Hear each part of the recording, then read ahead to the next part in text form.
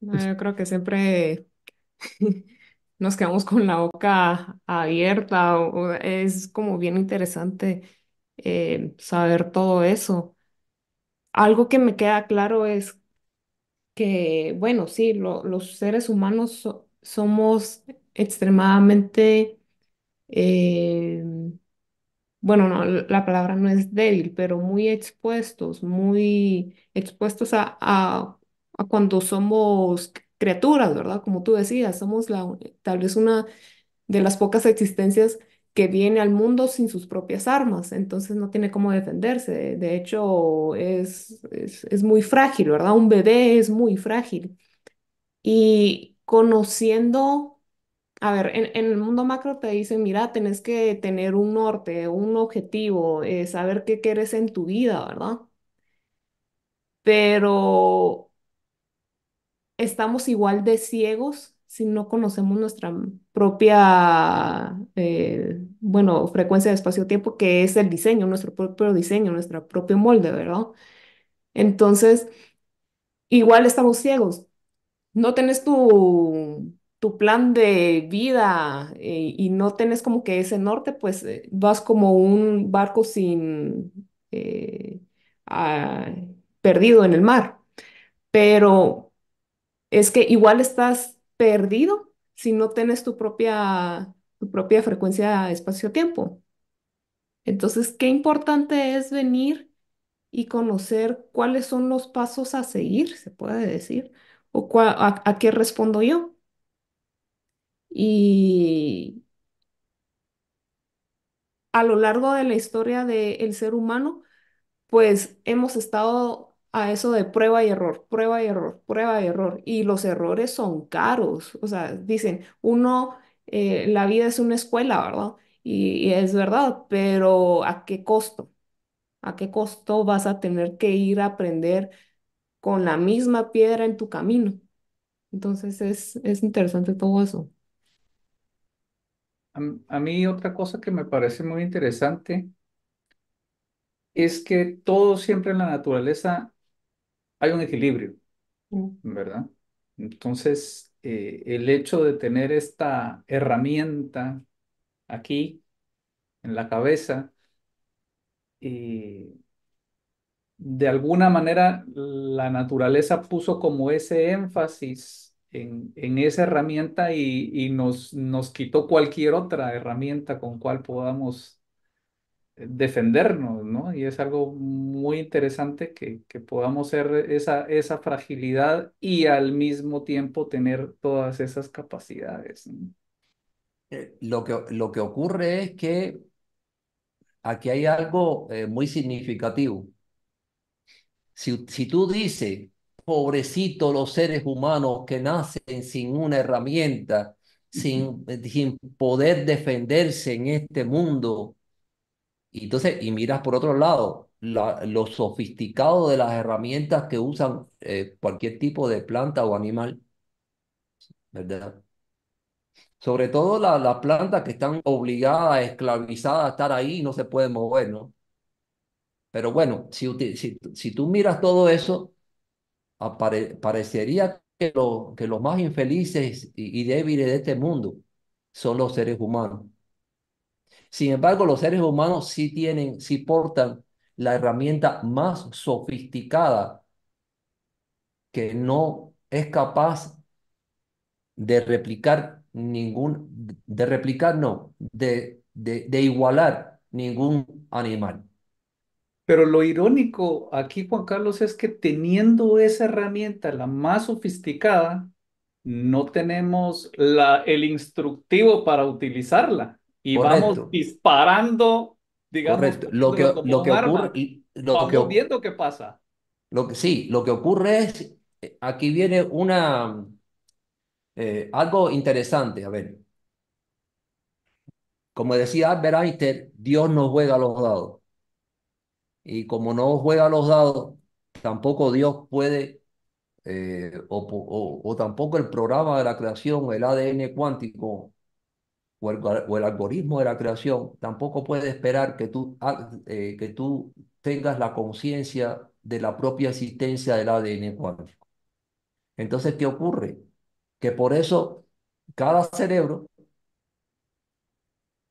tiene una autonomía propia, tiene una automatización propia a reflejar determinada, eh, determinada información muy propia de su secuencia espacio-tiempo, para que por naturaleza propia ese ser humano se exprese, de alguna forma, se exprese. Por eso yo le decía, la herramienta más sofisticada de los seres humanos es lo que es capaz el cerebro de procesar y lo que es capaz el cerebro de manifestar replicando a su propio programa de la creación. Y con esto empieza a elaborar, empieza a estudiar su entorno, empieza a elaborar herramientas para acabar con ese entorno. Dentro de eso lo veremos más adelante, y se convierte entonces ese ser humano pobrecito que no tiene herramientas de nacimiento, poco a poco se va convirtiendo en la plaga más destructiva de su propio planeta. Fíjate si es una plaga tan destructiva que se autodestruye ellos mismos. Entonces, claro, reflejando su propia estupidez, ¿verdad? Ignorancia. Pero muy interesante, muy interesante. Esto de los ejemplos que estuvimos viendo ahí con Pamela que nos decía y con lo que nos has explicado, Juan Carlos, entonces ciertamente dos humanos, pongámoslo, dos hermanos gemelos, ¿sí? Que pueden percibir algo de su entorno, puede ser que solamente a uno de los dos, si acaso, se le puede ocurrir algo que le mueva a replicar algo de la naturaleza, pues. Entonces, son dos, para no decir que sean idénticos, pero esa es la idea, ¿no? Cómo es de que un cerebro puede tener alguna particularidad, porque no es cuestión de la inteligencia tradicional de la que se habla, sino que hay algo, lo que has explicado, ¿no? Ese algoritmo, ese lenguaje, eh, esa caracterización particular de la persona con su cerebro para poder venir y darse cuenta de lo que está sucediendo en su entorno y poder hacer algo, procesar algo diferente a su hermano gemelo, pues, ¿verdad? Ciertamente. Sí, los seres humanos en su ignorancia han